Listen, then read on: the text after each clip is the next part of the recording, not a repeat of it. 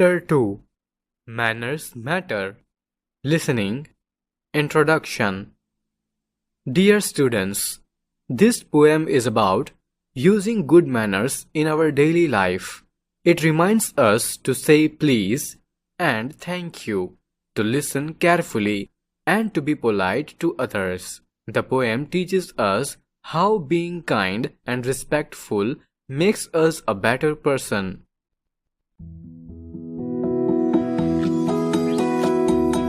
We say thank you. We say thank you. We say please. We don't interrupt or tease. We don't argue. We don't fuss. We listen when folks talk to us. We share our toys and take our turn. Good manners aren't too hard to learn. It's really easy when you find. Good manners mean just being kind. Summary. This poem teaches us the importance of good manners through simple kind actions. We learn to say thank you and please, listen without interrupting, share our toys, and take turns. The poem reminds us that good manners are easy to practice when we remember one important rule: being kind to others. Story. Listen good, speak good. Introduction. Dear students, let's uncover a story called Listen Good, Speak Good, where two baby parrots learn different words from their masters, showing the power of teaching. Once upon a time, there was a mother parrot who had two babies. She went in search of food. A hunter found the babies in their nest and took them away in his net. One of the baby parrots escaped the hunter's net and went into the house of an old man.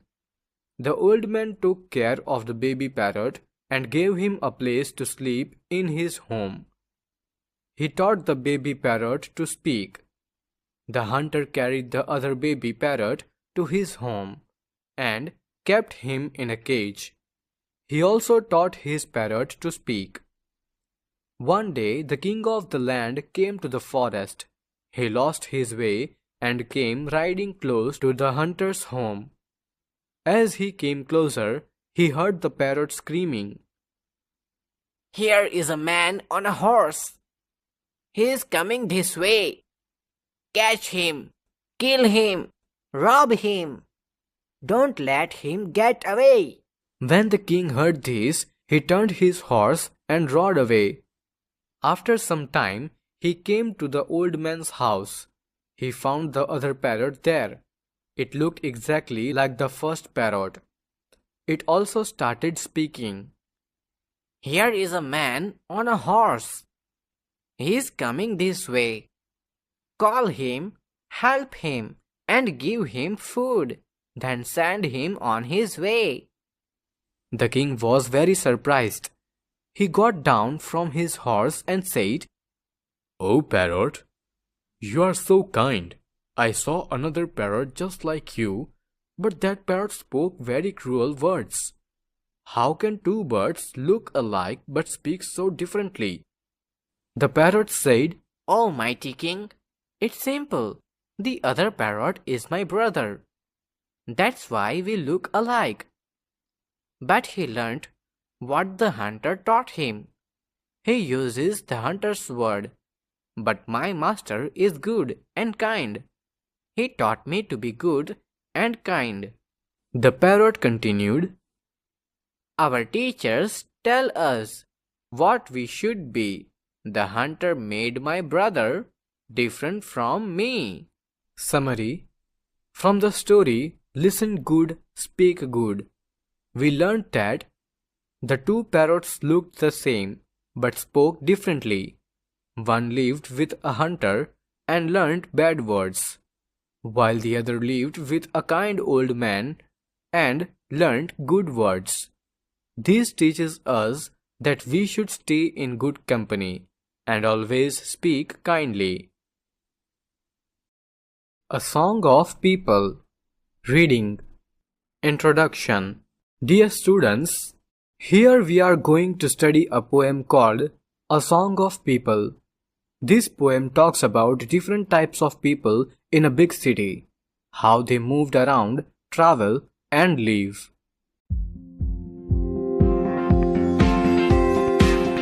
Sing a song of people, walking fast or slow. People in the city, up and down they go. People on the subway, underneath the ground. People riding taxis, round and round and round. People on the sidewalk, people on the bus. People passing, in back and front of us. Sing a song of people who like to come and go. Sing of city people you see but never know. Summary. From this poem, we learnt that in big cities, people are always on the move. Some walk fast, some slow, some travel by bus, taxi, or subway. The poem shows us that cities are full of people we see every day but don't really know. It reminds us how busy and full of life a city can be. The Boatman and the Scholar. Introduction.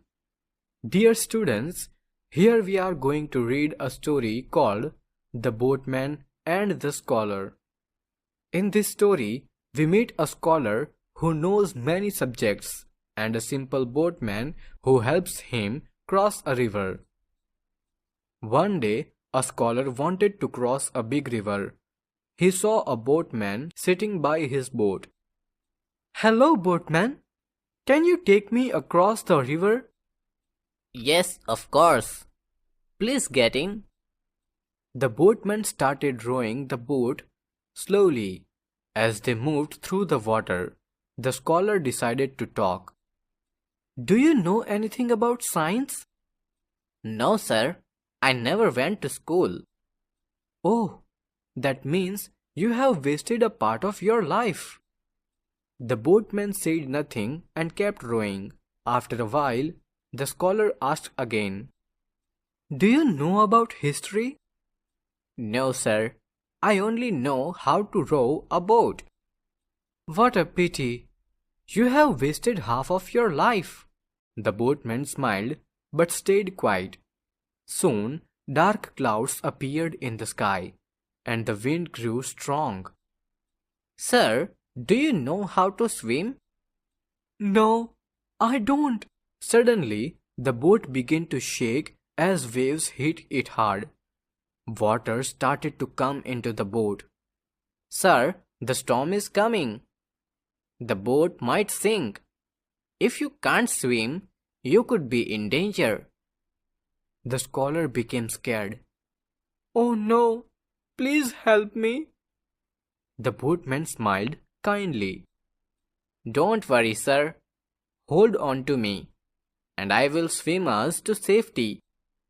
With great effort, the boatman swam through the strong currents and took both of them to the shore.